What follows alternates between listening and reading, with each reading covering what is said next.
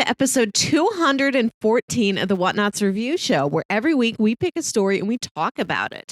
This could be a movie, TV series, anime, comic book, audio drama, all kinds of entertainment. We watch it, read it, listen to it, and then we come back here and we talk about it. My name is Melissa Wilkinson, and I'm joined, as always, by Kyle Springer. I wish I got like 3 more hours of sleep last night. I slept really good. I feel that. But just not enough. Man. Yeah. Hi. Quality over quantity. I get that. Yeah. Exactly. Melissa, how are you? How's your weekend been? It's good. Yesterday, I had to go to Target and buy a card for an upcoming friend's wedding. And then I picked a card that I thought I liked. And then I realized, wait a minute, there's going to be like 50 people who all say to themselves in the next 2 weeks, oh, I got to buy a card for that wedding. And they're probably going to go to Target and they're probably going to go to the first section of wedding cards that they see. So I thought, I got to look a little harder. Like, I don't want to give them a duplicate card, right? So then I end up spending like 20 straight minutes just looking at cards. And you gotta find one that's like sincere, but isn't too sincere. Like, you gotta get the card that feels like it is from your friend your same age and isn't from like your aunt or whatever. Sure, yeah.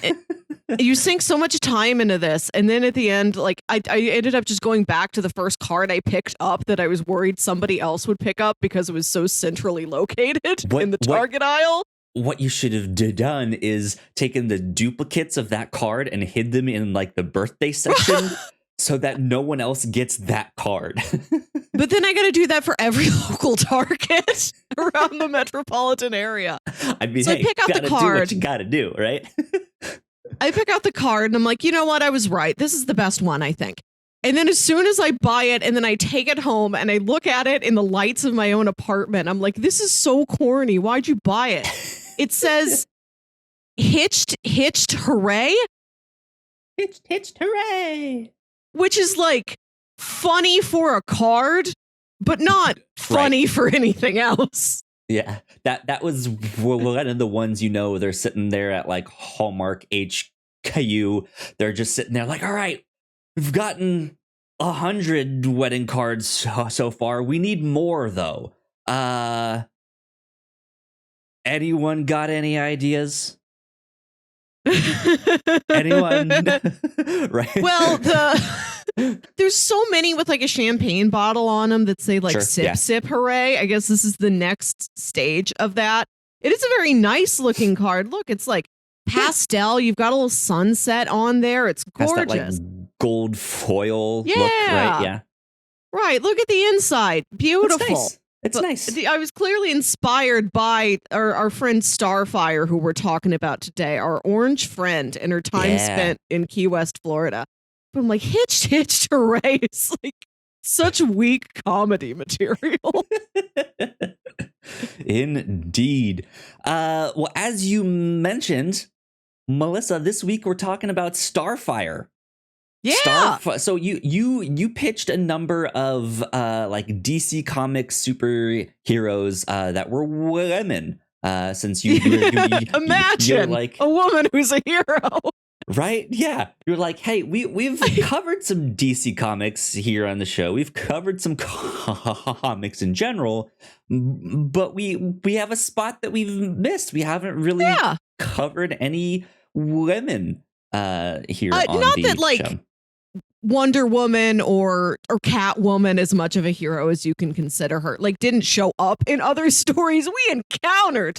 Superheroines. Yes. I'm just like, oh, we've never read a female-led solo title from DC. Whereas when we go over to Marvel, we've talked about like She-Hulk and Captain Marvel, and over in Valiant, we talked about Livewire, like just the two intersections of female-led solo comics and DC hadn't crossed over yet. Yeah, I think that's a very astute observation. So I was very happy when you were like, I have 3 comics from DC that are solo books, women led. Here we go. I was like, yeah, awesome, good stuff, good find. But yeah, we ended up going with Starfire. That was the one that I picked. I did. You had all great picks. I really wanted to read that Zatanna. That's on the list for later. Yeah, that is one that I think will come up again down the road. But I went with Starfire because this is kind of the one that I knew the least. It's also middle of the summer, and this is a book about Starfire moving to Key West, Florida. So I was like, it's a good summer vacation book. It is here, right. Perfect timing. Yeah. So that's why I went with that one. But yeah, Starfire. This is a 12-issue series by Amanda Connor and Jimmy Palmiotti, with art by Emanuela Lupacchino and Elsa Chartier. In the second, like the end of the book there, the last third of the book. This is from DC Comics' DCU initiative. Which is kind of end of the New 52 era, right before DC Rebirth. All of their initiatives with that. I think at the end of this, they had an advertisement for DC Rebirth, the 80-page one-shot giant. And at the end of most of these issues, they had advertisements for more DCU books, which is an initiative that I feel like had really mixed results. The DC's New 52 did not go over so well with a lot of people. There were some gems in there, but for the most part, kind of a failed initiative. And DCU was more so an initiative about like, hey, let's bring more lighthearted stories that are out of continuity, that focus on like individual characters. Okay. Which is not a bad idea per se. But I think it just didn't hit the way readers wanted it to. I think case in point is this book here, and we'll get into it later on. But like it like it's not that some of these were necessarily bad. It's just not what people were expecting. If that makes sense. So it just has this like weird place in DC Comics where it's like they tried to do something new, and it's like, well, okay, that still didn't work. Okay, DC Rebirth, here we go. So yeah, it's interesting indeed. Melissa, let me ask you this before I ask you what your thoughts are on this book. What do you know about Starfire? What was your history? How much did you know about her? I watched the Teen Titans cartoon. I watched a little bit of Teen Titans Go. We watched season 1 of Titans on the review show a couple years ago. We sure did. So I'd seen her from those things. I just knew that she was this very sweet, kind of naive alien princess, and that's why she was so naive. She just didn't get Earth ways yet, but she was very excited to learn things.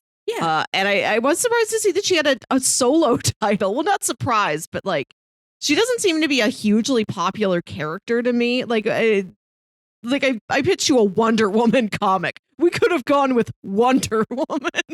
Yes. Yeah. I tried to give you a good variety of like Wonder Woman, the big lady, Zatanna, we're in the magic corner, and then Starfire, we're in this cosmic corner. Sure, and I like that the premise of this book was she moves to Key West, Florida, which is such a specific thing to do. She doesn't even go to Miami. She doesn't go to the big city. She goes to like vacation land. And she's like, I will make a life here. Exactly.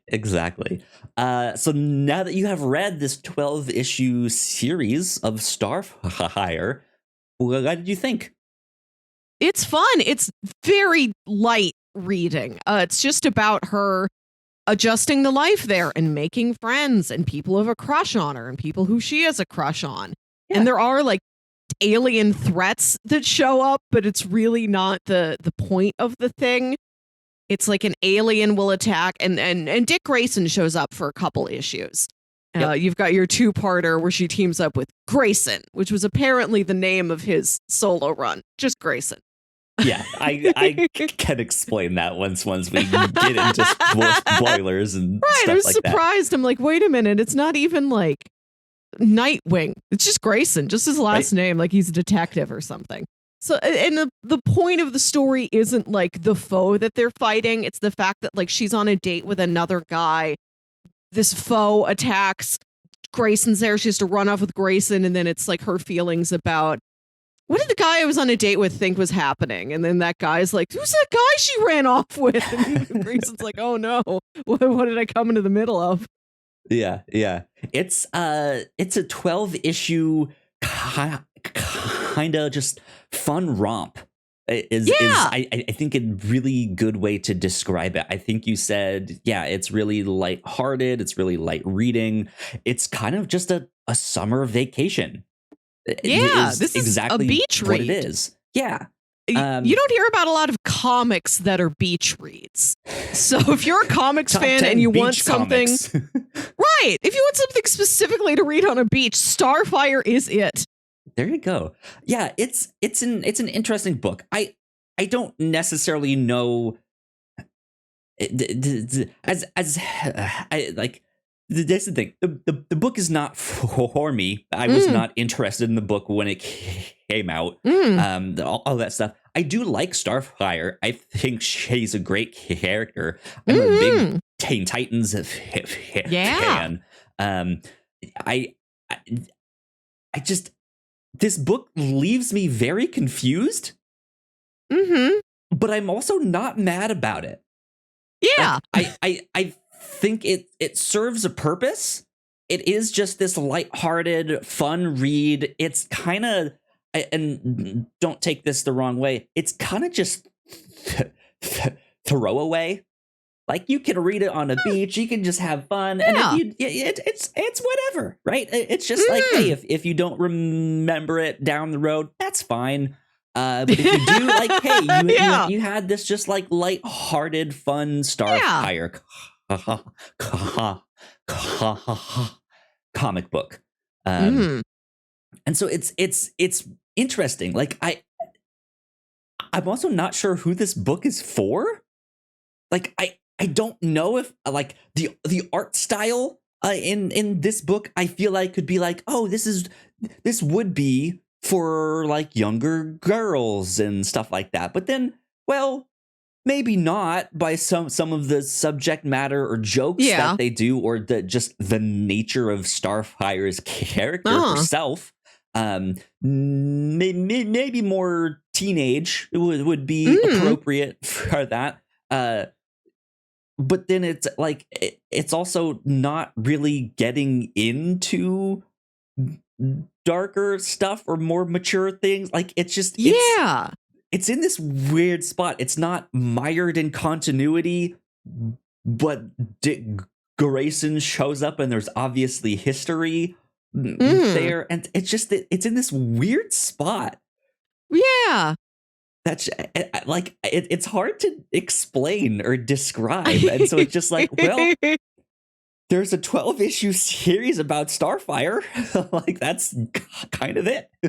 Yeah, I think it is for the situation we've described, where you're a big comics fan and you just want something light and breezy to read while you have a pina colada under a big umbrella. Sure. Yep. Nailed it. That's you're exactly like, I don't it. need that. I might be drunk, so it's okay if there's not a lot of continuity or detail for me to pay attention to. Yeah, just good times, bright colors, great artwork. Yeah, good fun, beachy times. There you go. Good stuff. Any other kind of thoughts you wanted to share on Starfire? I think we've done a decent synopsis. It pretty much is this. Like the book starts with, she goes to the sheriff of Key West and she's like, hi, I'm Starfire. I'm an alien. Can I live here?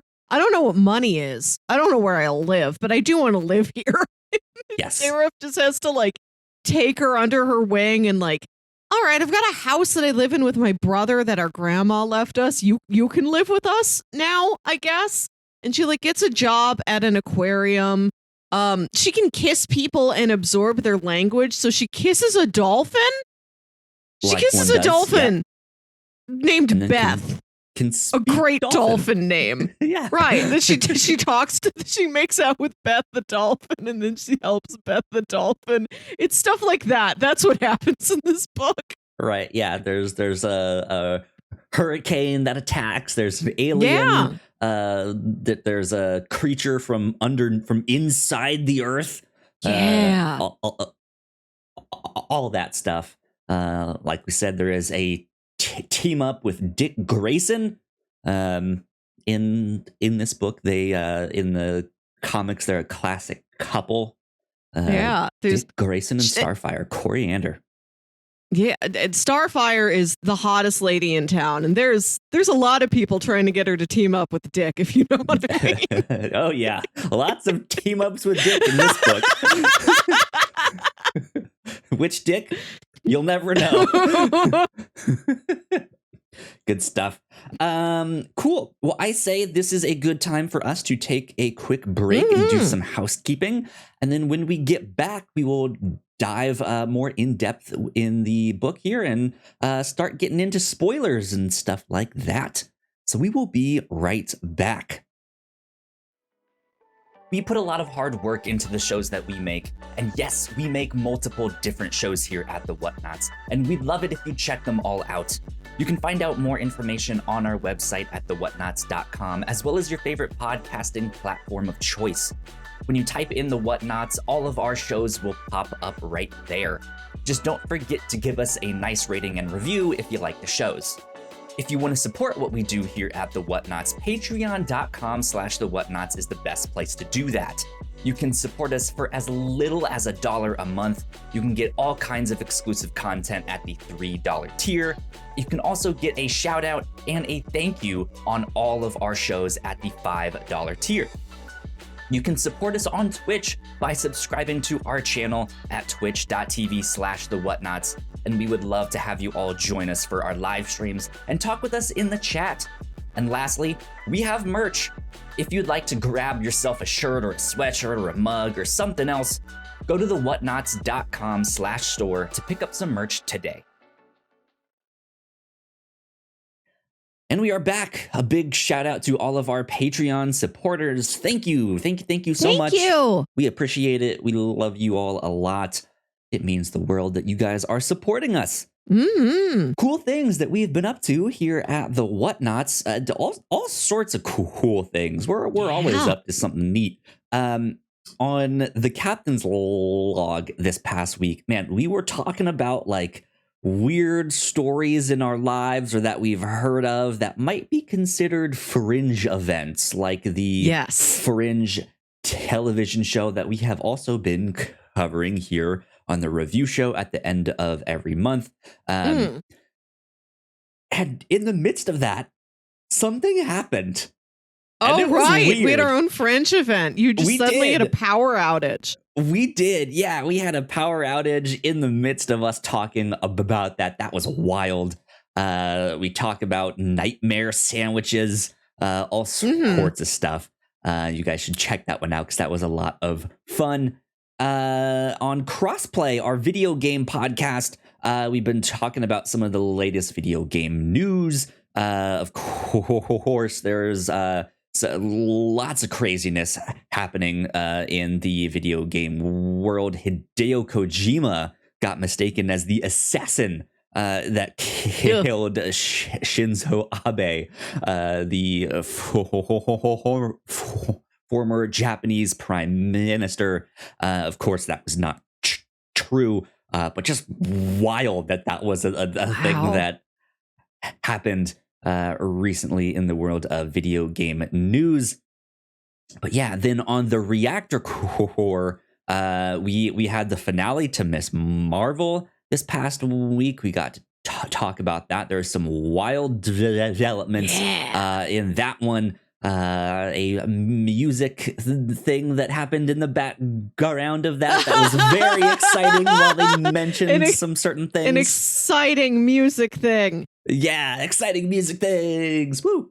So yeah, we have a lot of cool things happening here at the Whatnauts. So please go check them all out. You guys can find them on our website or our YouTube page. I think coming up here down the road, Paper Girls is coming up. The next Marvel show is She-Hulk, which we have also covered some She-Hulk here on this podcast, the review show. I'm not sure what one that is off the top of my head, but you guys can go look it up.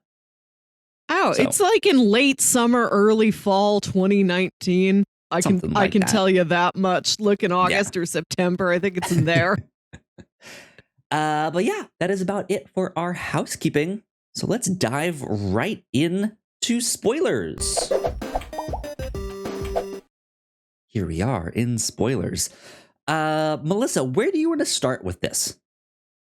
Tell me about how you see it fitting into DC continuity. Tell me about the appearance of Dick Grayson. Tell me if Atlee is a character you already knew, or if Atlee is new. I'm not familiar with Atlee or the like underground. I don't remember what she called it, like the strata land sphere thing. That's not something that I am familiar with. Yeah, this is an interesting book in terms of continuity. It takes place in continuity. Yeah. However, the premise of this book kind of relies on it not taking place in continuity. This idea of like, I'm an alien. I don't know anything about Earth. Teach me. How do I survive? You are an authority figure. I can tell. Help me. Right? Like that is the premise of the book there. At the same time, it makes mention of Corey having been there, having a history with Dick Grayson, which implies she's been on the Teen Titans. All sorts of stuff here. Just, if that's the case, how is she this naive? Right. Never heard of money before. Exactly. Like, I can understand there still being some like things that people say that maybe she doesn't understand exactly why that's a thing that people say it. Yeah. But she should at least be familiar with the saying or knowing how money works, knowing that you need to pay rent to have a house. Yeah. Right. Like that. Like she should like half of this stuff is like, you've been here for a number of years. Higher. Yeah. What the hell? What is going on? I think when she first gets there, and like literally the book opens with she goes to like Chief Stella Gomez and is like, I'm new here. Can I live here? How do I live? Where do I go? How do I be here? I'd like to be here. And it seems like I think she makes some mention to like working with Superman or some past world saving mission. So I wondered if maybe she was like, she got to Earth and then was like immediately drafted into some sort of a superhero fight. Right. But she has not. This is the first time she might have been settling down to try and live like a civilian life. But yeah, when Dick Grayson shows up, it's like, and you two have a history. Like, how much? When did you have time for a history? How much history is there? Right. Let me see here. Where is that's okay. That's gonna be there. Starfire given a solo series in 2015. I'm looking at Wikipedia real quick to see if there's something.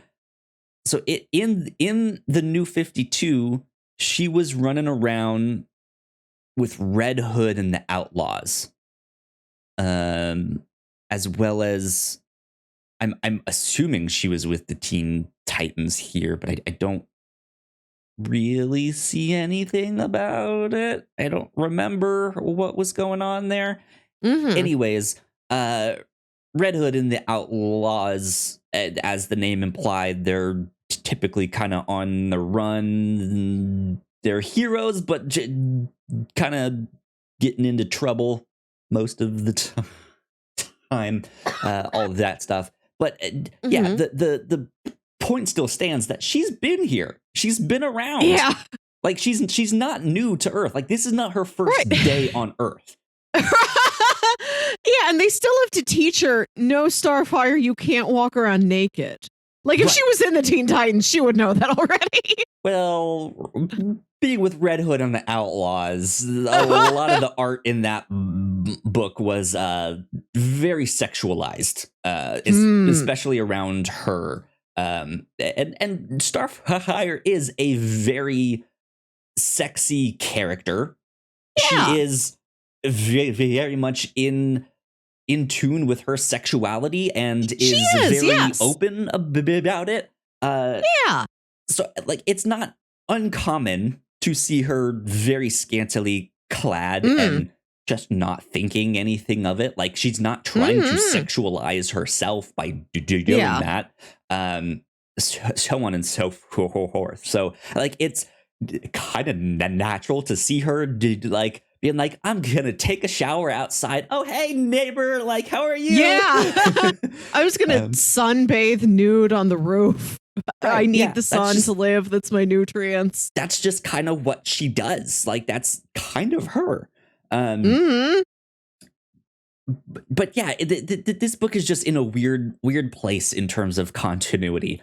Now with Dick Grayson specifically, in the New 52, there was an event called Forever Evil, where a bunch of bad guys from multiple Earths kind of teamed up and attacked the Justice League and all that stuff. Big fight ensued. Long story short, Dick Grayson dies, or so it seems. Or no, it's not that. It's Nightwing dies. Let me specify. Nightwing dies, which then gives Dick Grayson a chance to kind of go off on his own and do that stuff. So he joins a spy organization called Spiral.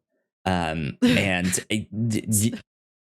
go ahead. Spelled with a Y or with an I? Is it Spiral? I think with a Y. I think. I don't remember. But it's that. So yeah, he has his solo series called Grayson, in which he is a spy. It is very James Bond-esque. It is the like Nick Fury, Agent of S.H.I.E.L.D. Comics from Starenko. It is written by Tom King, who wrote The Vision, who wrote a bunch of Batman comics. He's written a number of things here, but yeah, here on the show we've read The Vision. It's by the same guy who did that. But yeah, here he is, just being Dick Grayson. Not many people really know who he is, but the ones that know he was also Nightwing are like, wait, what the hell? You're still alive? Like we thought you were dead. Like everyone thought he was dead, except for like Batman, because that was the plan. Is like, hey, we'll fake your death to get you in on this organization. You're actually spying on these spy people and all this stuff here. So yeah, when he shows up, she's just like, what the hell? You're alive? Yeah. Oh my God. And then it's just like, yes, I will help you. What do you need? Like here we go. Like, I'm so happy that you're here and you're alive. But yeah, that's kind of that with that. And then he's like, okay, I need to go off and do my own thing here, but that's it. That's kind of all the continuity that there is. with I this. did think it was funny that he has like a shoulder holster or something that like has a big G on it. Like he's a spy, but he's still got everything monogrammed, just announcing his identity. Right? Yeah. Indeed. Yeah, it's an interesting book in terms of continuity for sure. But stuff that came out of the DCU initiative, if you guys have seen Batgirl of Burnside or have at least heard of that, Babs Tarr working on that book. This is the Batgirl design with the big bright yellow Doc Martens. That's what I know. That's one of the most important things I know about DC Comics is one time Batgirl wears yellow Doc Martens. And they sold out everywhere. You couldn't find Doc Martens for a long time because of that. And that series was also about Batgirl moving to Burnside and getting an apartment and having roommates and just like living her life somewhere else outside of Gotham. You also get Gotham Academy, which is kind of right around that time, which is which I love that book. The kind of short pitch is like, what if Harry Potter, but set in Gotham? Sounds neat, right? Yes, does. Cool. Yeah, that book was fantastic. It's just these like lighter stories you don't necessarily need, and like that's not a bad thing. I kind of like that, and I like that some of these books weren't weighed down by continuity, but also the readers wanted continuity. It's okay if you like take them out to go have a vacation or to go do something, like that's okay. But people kind of wanted this continuity, but also the continuity of the DC's 52 did not go over well with fans. So it was just like, well, we want continuity, but we want the old continuity here. Like this is not what we want. So it's an interesting thing for sure. I want to mention also. Oh, go ahead. No, we read this in individual issues on the DC Infinite app, like not in collected volumes. So we also get all of these ads for concurrent DC Comics titles in it, which is something we haven't gotten before, only reading these volumes. Like we're missing out on some of the usual back matter, the like concept art and author notes that would come with a trade paperback. But I did like looking at ads for a change. There's ads for other things. There's an ad for the Comedy Central animated series Moonbeam City that I was very happy to see. Yeah, there was an ad for Lucifer in the CW show. Or all sorts of stuff in there. Yeah, it can be an interesting experience to read those issue by issue rather than the trade paperback. We read these on the DC Universe Infinite app. You guys can get the book on that. It's not on Comixology Unlimited, which is where we read a lot of the comics that we do on this show. We had to switch it up. It's on there, but I think it might have been. I think it might have been on Comixology in volumes that you could buy for like $5 or $6 each. So it is possible. Yes, the Comixology itself is like the main comic book store front. You can get anything you want on there, but Comixology Unlimited is there. Like, hey, if you're a subscriber, you can read these books for free. It's their Netflix of comics. But I wanted to talk about the artwork in this book, because most of it is done by Emanuela Lupacchino, and then Elsa Chartier comes on for the final like 4 issues of this series. The artwork in this book is fantastic. It is. It's great. I have seen Lupacchino's artwork on a number of things. She works a lot with DC Comics. She's worked with like Supergirl and Harley Quinn and all sorts of stuff. She does covers a lot. She has this very sleek, shiny style that I like a lot. It's not DC's house style, but it is a lot closer to it, while still being, I think, very recognizable. And then I'm not sure who did the colors on this book. I forget. I think it said Hi-Fi. Hi-Fi. Cool. Yeah.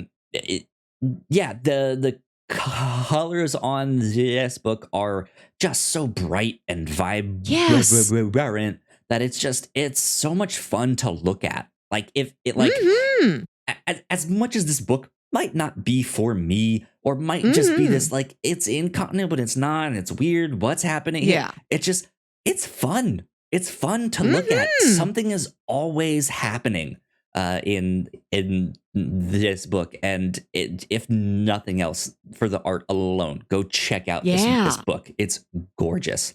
It's so expressive. I like the way all the characters look, and the colors especially. You said so vibrant. They really lean into Starfire being like neon orange. Yep.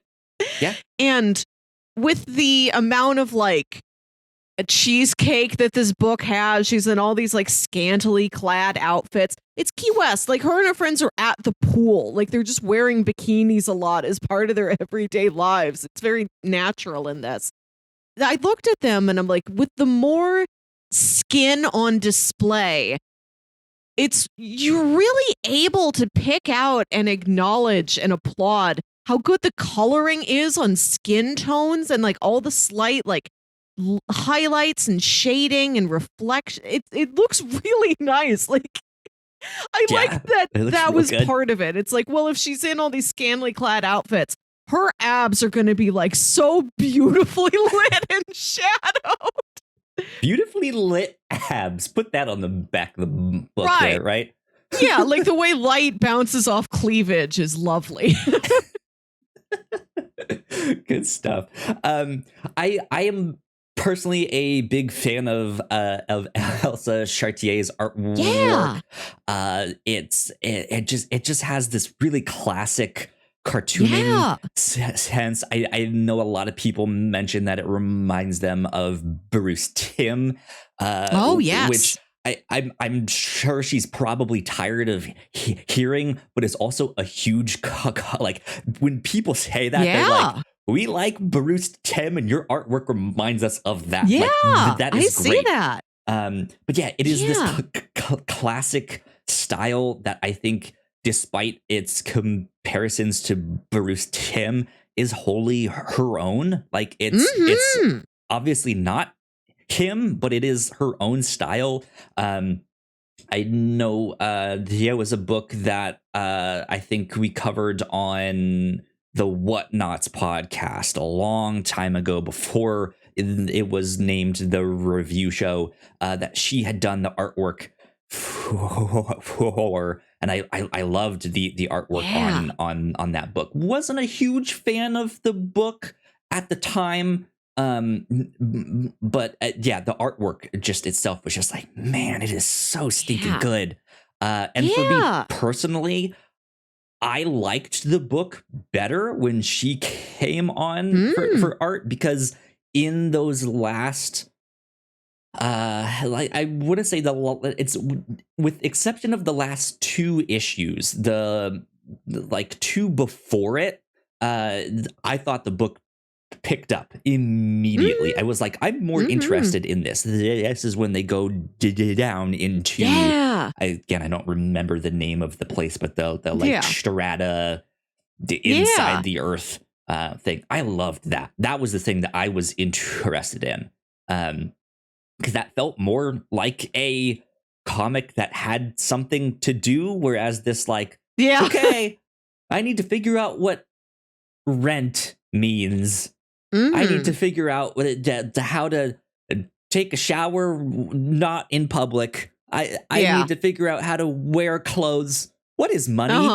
It's just like, goes to the grocery store. She doesn't know what fruit is, and she's like, "Give me one of every fruit, please." Right. Yeah. Like I don't need that. As fun as that can be, right? I don't need a whole 12 issues of that. So when it Yeah. just like, hey, we're gonna go inside the earth and visit this location. There's a monster that's attacking, and that was like, all right, sweet. Like I'm here for a story where something actually happens. The artwork in this last bit of the book, I think it does serve this fantasy under the Earth's crust realm very well. It's really cool fantasy designs. I do like it. It reminds me of like mid-century pinups. Yes, exactly. Like a pinup girl calendar from the 60s. Mm-hmm. And everybody's got these like real heavily lined eyes and these luscious lips. But all the women are drawn like that in the second half of the book, and it is a bit of a change from the first part of the book where it's like Starfire was the hottest girl in town. Everybody's looking at Starfire. And then you get to those last couple issues, and it's like she looks equally hot with everybody else now. I did like it. It's a change of pace, which can be good or bad. She's equally as attractive as everyone else in the book, which I think can also be good or bad. On one hand, I think it can be good that everyone is given that same amount of like, but at the same hand, it also just I feel like the vibe that I got from you mentioning it was that it kind of became more bland in that sense of like, well, if everyone looks a little like that, then right. I mean, there's also not much like body diversity in this book. Yeah. Her boobs are the same as her friend's boobs. Yes. Which I think is maybe not the best thing. And I think comics in general have an issue with that. I think it's gotten better over the years, especially as more women have come into the forefront of comics. But even still, right? Like it's just like generally speaking, if there's a woman that's a hero or a sidekick or a supporting character, they are sleek, they are slender, they're skinny, they're attractive, they like it and they all look like that in this book here. And they all are drawn fantastically. Like there's no denying that, but it's just that it's like, yeah, they're all the same. Right? Like that's it. But yeah, man, I just the art by itself is just freaking fantastic. Yeah, it's beautiful. Another thing about this book that I really liked is that, particularly in the first couple issues, it's separated into these like little vignettes that have like a title at the top of them, almost like they're little segments of an episode of Frasier or something.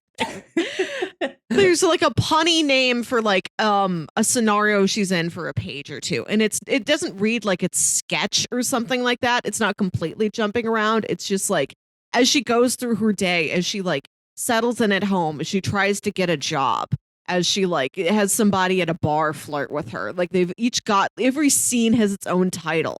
Right. And I loved the text design of those title cards. This like big bouncy brush lettering. I loved that font so much. I loved the font of the Starfire logo on the covers of these. It's good. Text good too.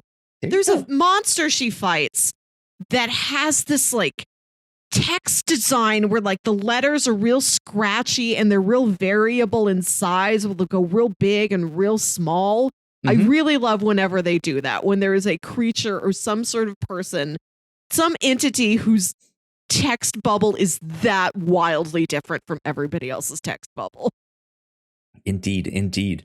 I had something that I was about to respond to. Now I completely forget what it was that I was going to respond to. Something that you had said. Oh, the chapters, the like segment titles and stuff like that. That is something that I think used to be more common in comics in the early days. Right, yeah. I know Stan Lee did that some in Spider-Man. Yeah. We read the first 10 Yes, issues you're of the right. Fantastic Four here on the show. Like every 4 pages is a different like At one sub point, yeah. chapter within one issue. Yeah. Exactly. And yeah, I mean, older comics were a lot more dense and it would take you a lot longer to read them because they wrote down everything. And so those like chapters were kind of nice to be like, okay, I've been reading this for like 15 minutes now. Like, let me go do something else, right?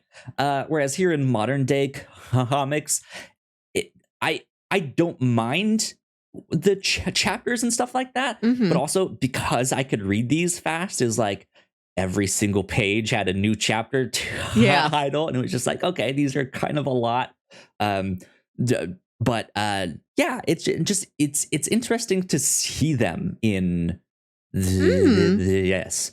I guess chapter breaks, you could pick up that pina colada that you've been drinking while sitting out by the beach and take a sip, right? And in the early issues, it kind of lends itself to this feeling almost like a comic strip, like a newspaper comic strip, where it's like we've got this one fish out of water central character who's in this town, who's encountering all these quirky situations. Like I could see how that's almost like a structure that a comic strip could be built off of. Yeah. It's that makes sense. I guess especially with those like shorter chapters, it does feel like, okay, here's the setup and here's the punchline. Okay, next chapter, here's the setup and here's the punchline. Okay. Yeah, at the beginning of the book, it reads almost like less like a superhero comic and more like a newspaper comic strip starring a superhero. Right. Yeah. Another thing, interesting observation. Another visual thing I really like that the book does is that whenever somebody uses an aphorism or a metaphor or a turn of phrase that Starfire doesn't understand, she's got this sort of like sparkly thought bubble that's her literally visualizing what they're saying. Like somebody asks her friend Stella to dance and Stella's like, oh no, I've got 2 left feet. And Starfire just pictures her with 2 left feet. Or somebody be like, Starfire, those guys are on your tail. And she's got a bubble of like her with like a lion's tail and all these tiny little guys clinging on to it. Yeah. It's kind of fun. It's interesting. Yeah, because it really puts her naivete on display. Right. That's also one of the things that I was like, what? Has she never heard that saying before? In the years that she's spent here on Earth, it's okay. Like, I don't want to say don't do that, because I like the conceit. I like that she has this visual in her head, and that is what she's thinking. Like, that's neat. I like that it is this like emoji kind of emoticon kind of thing, which is neat. But, I feel like there should have been maybe some of them that she was familiar. Like, it's every time. Well, and it, like, she doesn't always seem confused. Like, rarely does she do this and then ask her friend, hey, could you clarify what that means? Do you literally mean that? It seems like almost it's her. Sometimes she recognizes what they mean, but is thinking about the literal translation of it. Like, I took French in high school, and the French word for a potato is pomme de terre, which means earth apple. And I picture like an apple that you dig up out of the ground. It made me think of that. It made me think of like, you know what it means, but then you also stop and think about like Angel. Earth apple. Won't you be mine, Earth apple? It made me think of that. Yeah, like just the translation of, I get what you mean, but literally this means something very silly. Yeah, I just felt like it could have maybe been vocalized once or twice, that like, hey, I've heard this, I recognize it. I don't understand it still. Like, they've described it to me, stuff like that, right? I just don't understand it yet, or why it's a thing. Like, why do you guys say that if none of you have tails? Right, she's met people Like, with tails. She knows what's wrong Beast with Boy. you? I understand it. You guys don't have tails. Right? She None just of you do. fights against aphorisms. Towards the end of the book, after they've come back from this under the Earth's crust adventure, and there's like a time dilation thing where they think they've been gone for 2 days, but it's been like 10 days. And she's like, oh no, I have to go back to my job I didn't tell my job at the aquarium translating dolphin speak that I was going to be gone this long. She's like, I'm going to go to the aquarium and see if I'm on fire. And they're like, do you mean you're going to see if you've been fired? And she's like, yes, I'm going to see if I've that one. fired. That one. I do like the vocal turns of phrase, or like she watches some TV and picks up the phrase "that's what she said," and she does use it accurately. Every time she uses it is an appropriate time for "that's what she said." That's like the one Earth thing that she really has a handle on. Here's the thing: I don't think she does. I by mistake, she does. Yeah. Yes, and by mistake gets it right every time.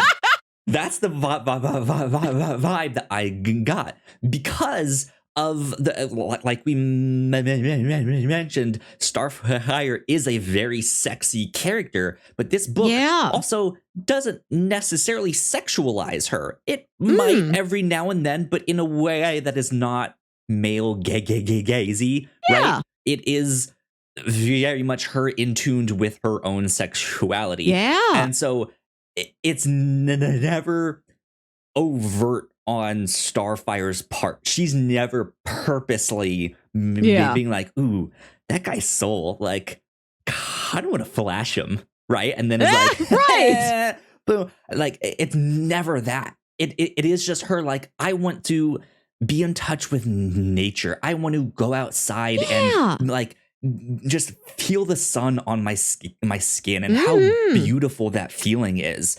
And she does that, and it just so happens that he is like, I'm moving a box next door. Hello, neighbor. Yeah. Right. And it's like, I cannot look. I'm sorry. Right.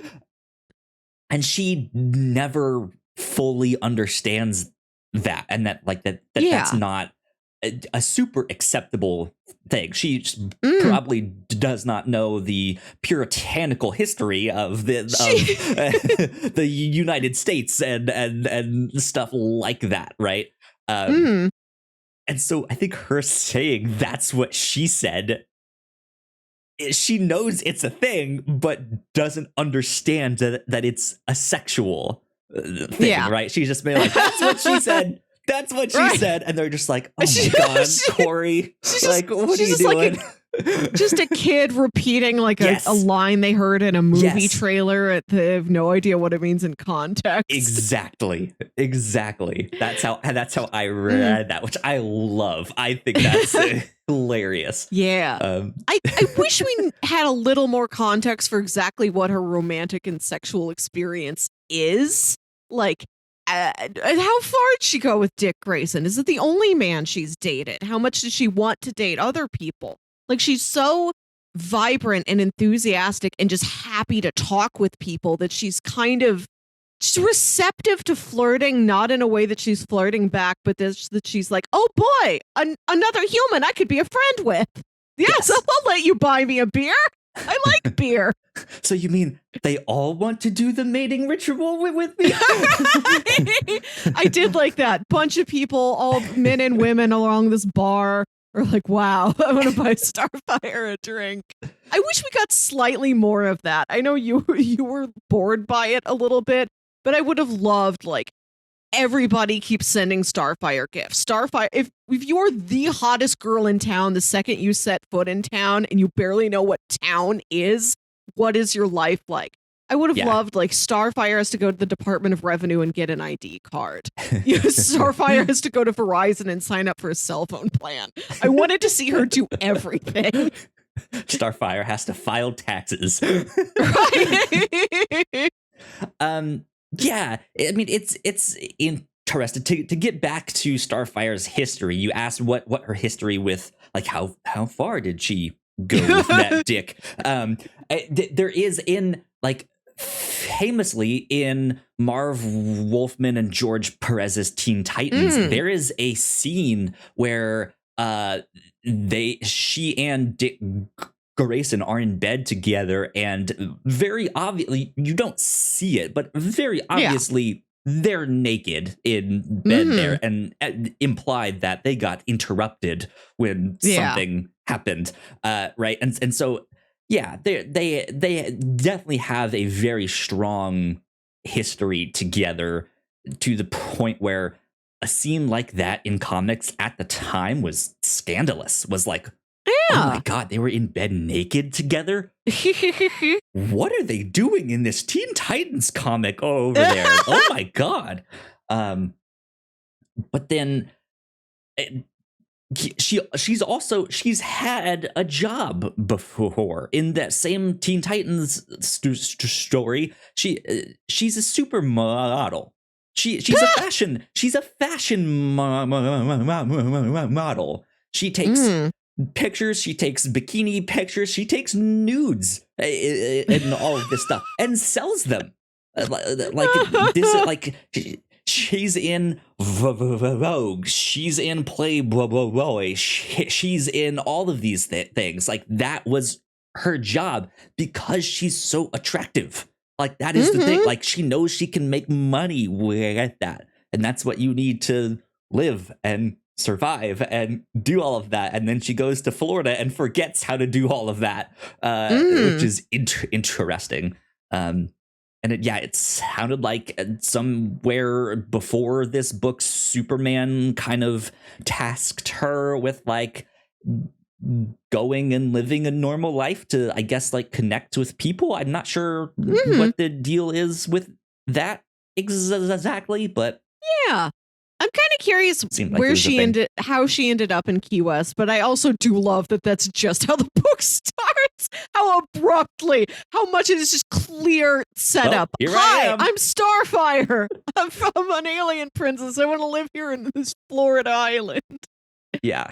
I did like how I liked the specificity of that setting. I liked that it was this community that did feel lived in. Like, sure, she ends up living with like the town, like sheriff or police chief, and her brother works for like the Coast Guard. So she's with these authority figures that have a lot of ties to the community. She makes friends with like local like the bartenders, or like a guy who owns a fashion boutique. I love that the first conflict in the book, the first like major super heroic thing she has to do is saving people and animals from a hurricane, like this really setting specific event that she has to deal with. And I wish we got a few more of those. Like the aliens that attack her could attack her anywhere. I'm like, what Florida specific crimes do you have to deal with? I want you to deal with Florida problems, please. With Florida, I want her to fight she needs to find Florida man. I want her to fight an alligator or something. Florida man experimenting on kidnapped victims to turn them into alligators, right? Like, right. Or I would love if she met Swamp Thing. Yeah. Florida full of swamps. She meets Killer Croc. Like, make it more Florida specific, please. There you go. Yeah. It's one of those things that I feel like a lot of the side and supporting characters of these heroes, you kind of have to build that mythology up slowly over years of stuff. And I think I think a reductive take of this book would be like, let's cut out all the stuff that would normally be in a stuff, and let's condense all of these like side stories and like stuff that help fill out the supporting cast, and let's make that the book. Like, let's condense that and make that the book, which is actually kind of an interesting thing to do for a book, for a comic.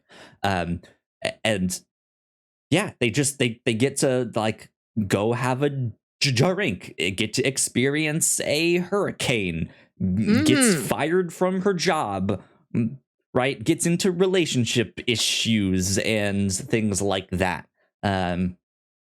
It's like I don't think you can say this book isn't fun.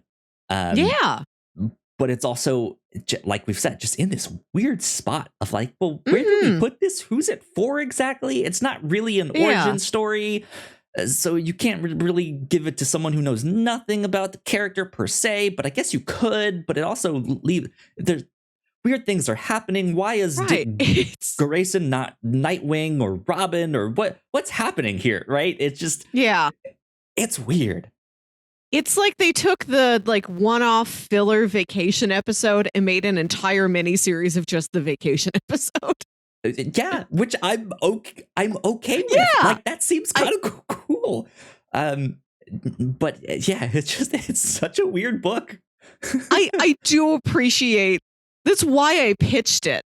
Not just like, oh, a Starfire. I've never heard of Starfire getting up to any solo adventures. What does she do outside of the rest of the Teen Titans? But like Starfire moves to Key West, Florida to try and like live a normal life. Is very funny. I do appreciate the specificity of this book and like as asking who exactly is it for? I don't know. Maybe it's for me. Large parts of it are for me. And I like that. I like that this is Starfire totally unlike so much office. It is so unlike everything else we've read. I love how unique it is and how much it owns that. Yeah. Like there are more like the super heroic things she has to do. She doesn't have to fight aliens and criminals and things like that. But it's also we're going to this under the earth mystical realm full of all these new creatures, and we are going to a spa there. It's just a girls' weekend at a spa that just happens to be underneath the Earth's crust. Yeah, exactly. I like that. I would love that we got more of that. Where like anything super heroic she has to do is like minimized even further. Like it's just in the background. It is mostly about she goes to the mall. Yeah. Let me ask you this. Here's something that I want to talk about that we have not mentioned about Starfire yet. As naive as she is, she's a warrior. Like in her culture, she is a warrior. She is a fighter. And I think, interestingly enough, I think this book does a decent job of showing that.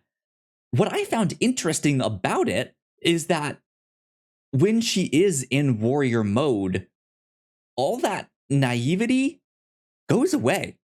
Like she is incredibly competent. She knows what's happening. She knows what to do.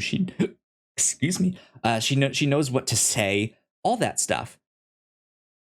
I find that interesting because it's almost like those two aspects of her are they go against one another. That she's like confused about how life works and what these sayings are. Well, all right. So what the sayings are, that makes sense that she would still be confused about them.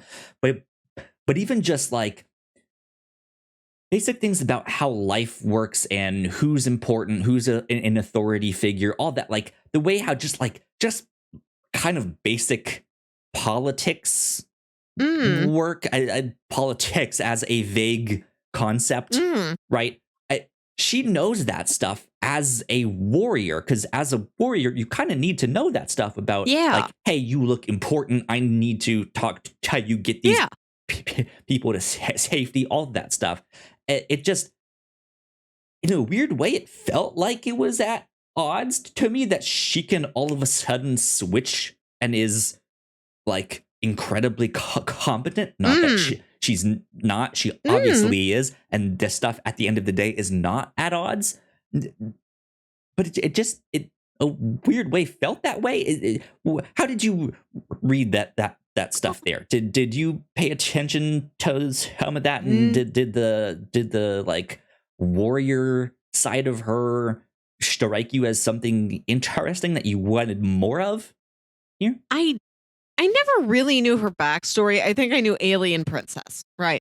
And she leads with her backstory. I think she just tells it to Stella when she moves to town. Like, hi, I'm Corey. You can call me Corey. This is my backstory. And she was like this princess, and then her kingdom was overthrown, and they kept her older sister as like the figurehead, but then they had to banish her, and she lived as like a slave, and they did experiments on her, and that kind of turned her into like how super powered she is today. she tells us all this like very dark, sad stuff. Oh yeah. And we can see how that kind of gives her such empathy and like such a big heart. Like when Stella's driving her to her house and she's like, yeah, I used to live here with my grandma. She died a couple years ago, left the house to me. She's just saying it normally. And Starfire's like, I am so sorry to hear that you lost your grandmother. And Stella's like, it happened many years ago. Yeah, they're just like, oh, it's okay. fine. Yeah. Right, it happens. That is the empathetic Starfire that we know from the cartoons. Just the just the huge heart that reaches out to everyone and just connects emotionally with them. That is the aspect of Starfire that I think a lot of people will know the most. Yeah. So we can see how her dark backstory can lead her to having such an empathetic heart, but it doesn't seem to haunt her very much. Like, it doesn't cover as heavy as it is and as prominent as it is, like, right at the beginning of the story. It really doesn't come up a lot. It's not that she's pining to, she is, but she's not really pining to get back to her people. She's kind of accepted her lot in life that, like, hey, this is what had to happen to me to save my people. I'm okay with that. I'll move on and make a life. I can accept that fate. It sucks, but that's just what I have to go do. And there's plenty of stories out there where she goes back home and she sees her parents, she sees her sister, all that stuff. Yeah, like it's not that she can never go back home or her home is destroyed. Yeah. Yeah,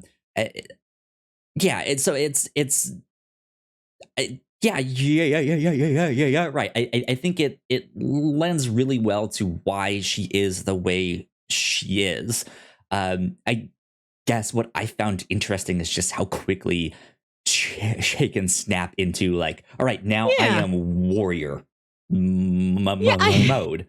And sometimes in those old Teen Titans comics, like they had to hold her back and be like, hey, we don't kill. Like, calm down. We have to like seriously watch you to be like, okay, that's a little too much warrior mode here. We don't need to chop off their heads. It's okay. And then she goes back to, oh, your grandma. I'm so sorry. Right? I would like if there was a bit more crossover that like while she's in the middle of some super heroic action, like she has to pick up a bomb and fly the bomb out over the ocean. She's like sees something and is like, what is that?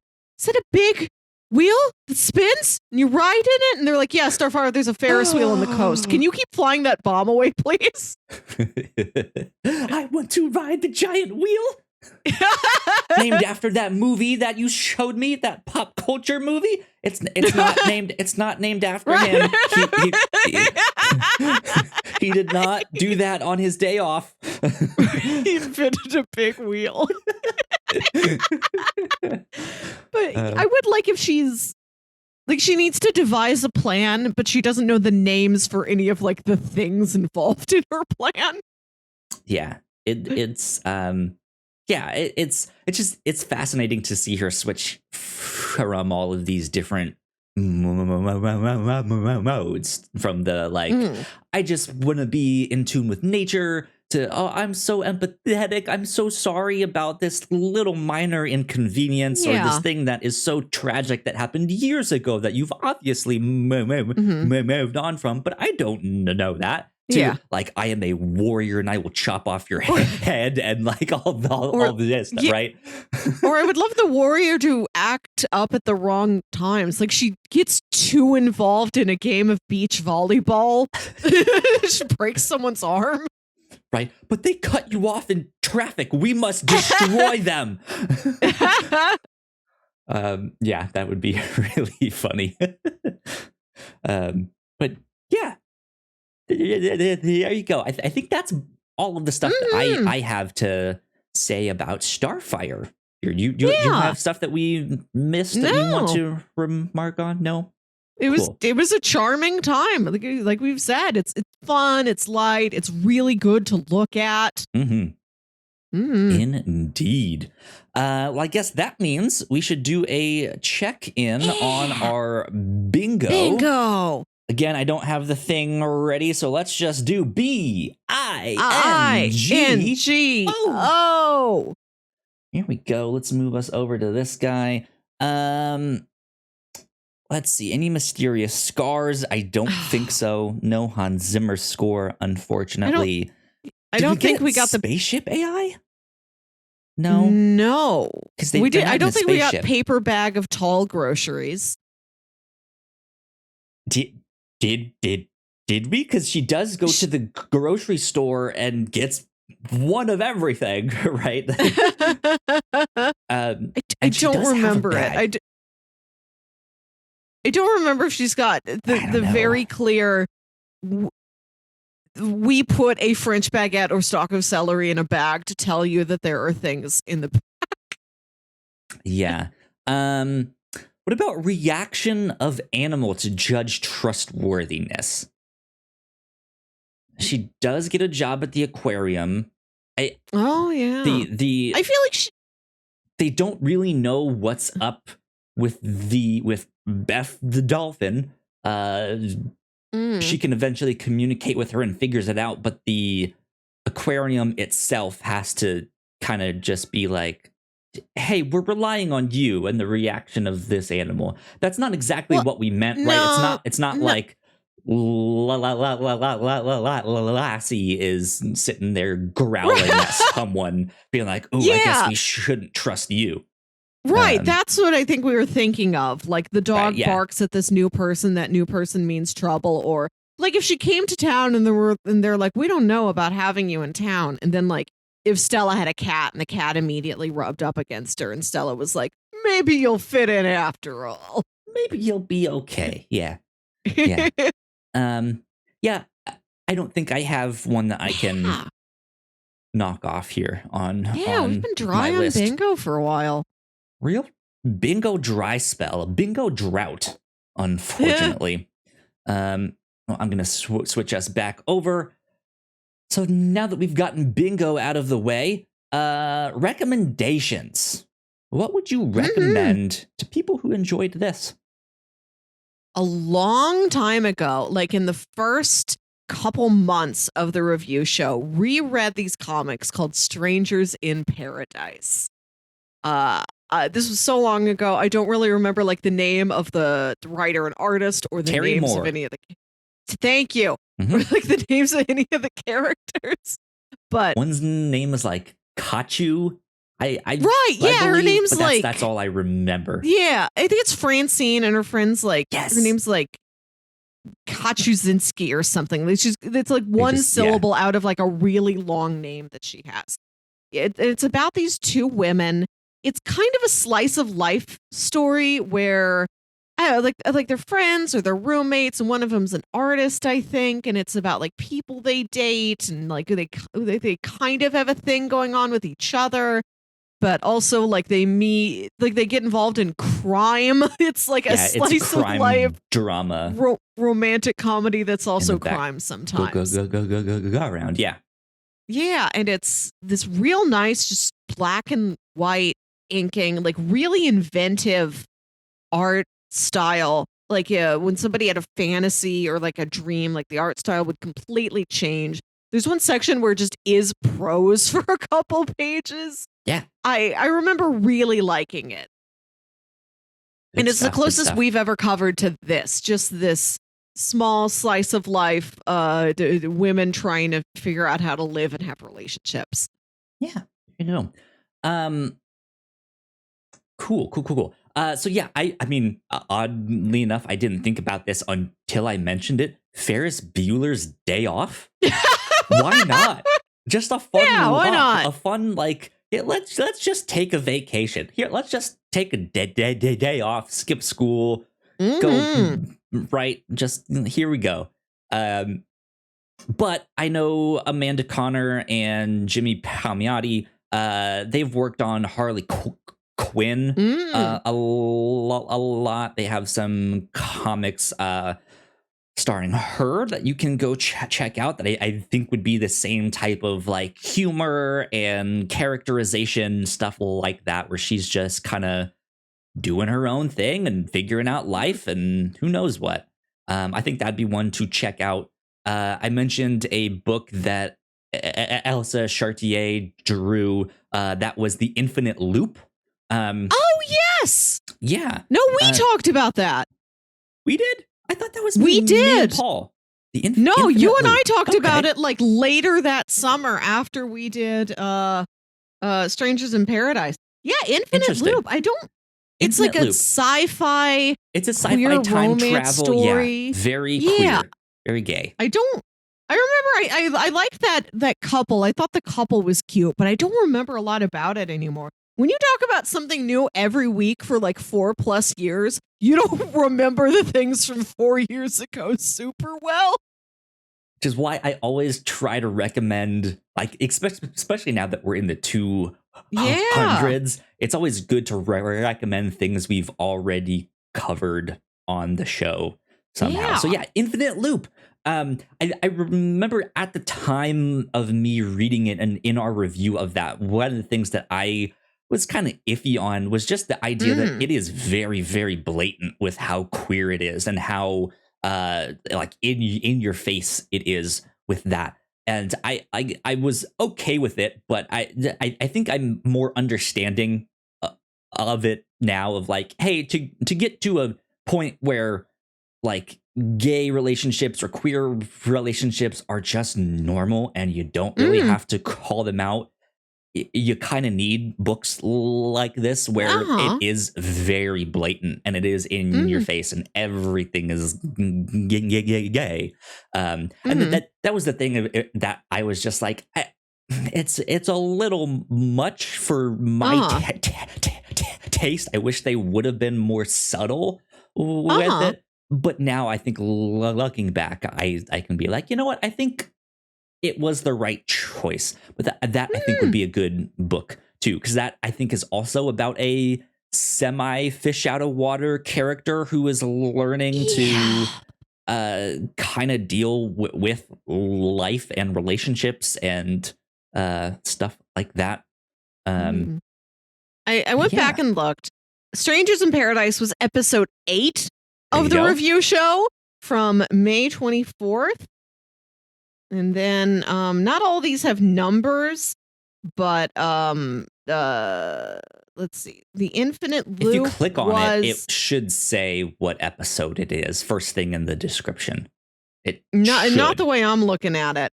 But I think my app has it wrong. I can tell you that Infinite Loop came out August 20th, 2018. Infinite Loop. So not very much later. It would be episode 20. Right after Wet Hot American Summer in episode 19. What? The ultimate summer movie. Watch that every summer. Right. Yeah. Yeah. I think, let's see, good summer romps. What would just be a good like summer romp that we could thinking recommend? About movies that give you a lot of Florida energy. This is set in Miami, but I thought about The Birdcage. Okay, I'm not super familiar with that one. Really? Oh, wait. Yes. That's the Robin Williams. He owns the nightclub. Yes. Yeah. That would be a good one. Fun one. Yeah, it's good fun. It's good classic comics in both the style and the artwork here. Yeah. It's just a good slice of life. Superhero slice of life. Yeah. So there you go. Those are some recommendations for you. Melissa, it is my turn to do the pitches this week for what we shall do next week. And I'm saying there are no pitches because, Melissa, it's time. It's time for us to do the $1 billion code. Yes. This is a series on Netflix that we've had our eye on for a long time. Since we discovered it and I showed the trailer to you, I was like, there will come a week that like Right. this is what we're discussing.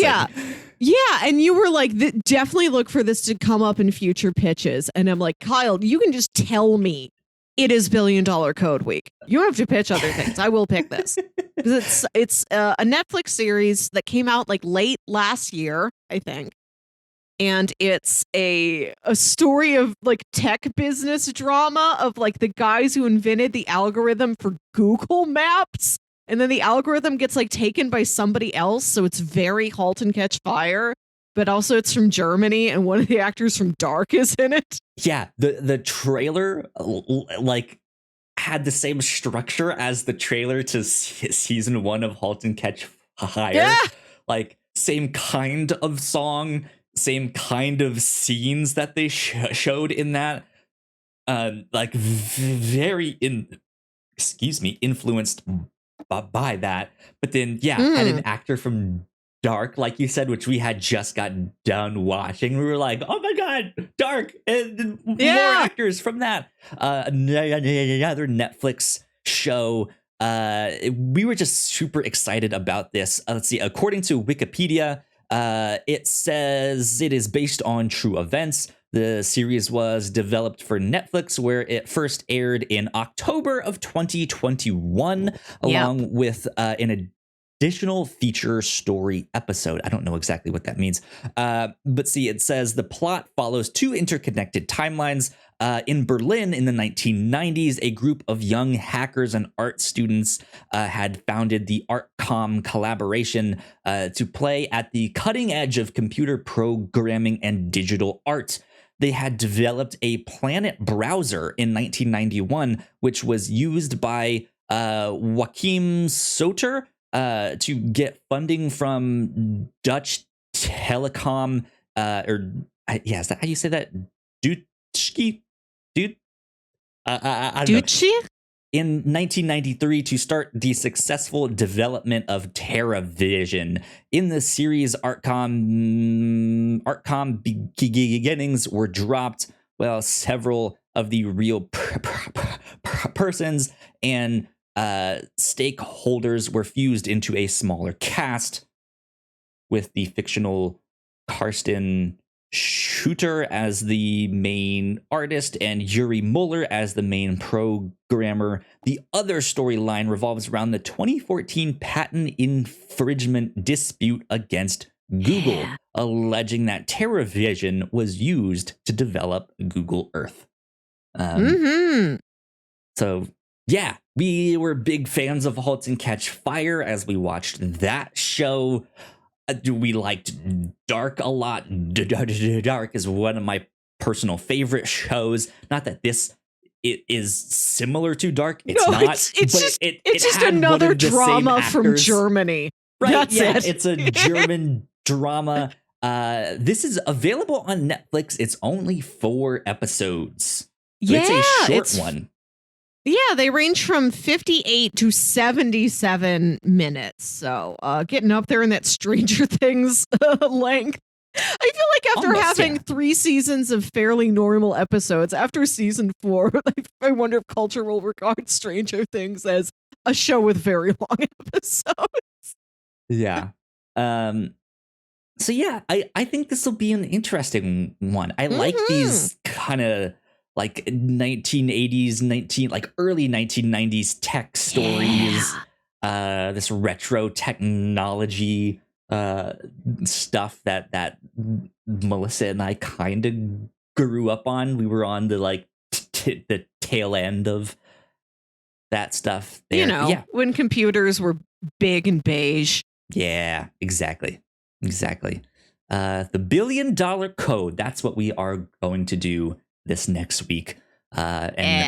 Just as a reminder, don't forget, after that, the week after, we will be discussing the next season of Fringe, season 4. Yes. On that one. So there you go. That's what we will be doing this next week, the $1 billion code. I'm excited. I'm stoked about this one here. This one should be good. Melissa, where can the people find you on the internet? You can find me on Twitter and Instagram at Wilkywit. That's WILKYWIT. and listen to my other podcast, Saturday Morning Obscurities. This is a show where me and my brother Jams talk about weird old kid shows you feel like only you remember. Our most recent episode is on a more recent cartoon. We are talking about Green Lantern, the animated series. So go over there if you want to hear us talk more DC stuff. Yeah. We've also covered that one here on the review show. So if you want even more supplemental material, you guys can go listen to the review show on that one as well. But yeah, if you guys would like to find me, I'm at Yo Kyle Springer. Oh, come on. The thing didn't work here. Let me hit the button again to end. Oh, started just a little bit late. I'm at Yo Kyle Springer. And if you guys want to stay up to date with all of the stuff that we do here at the Whatnauts, we are at the Whatnauts on Twitter. So please go like, share, and subscribe. That would help us out a ton. This has been number 214 of the Whatnauts review show. Man, we are getting up there. That's a lot. But yeah, we will see you all next time. Bye.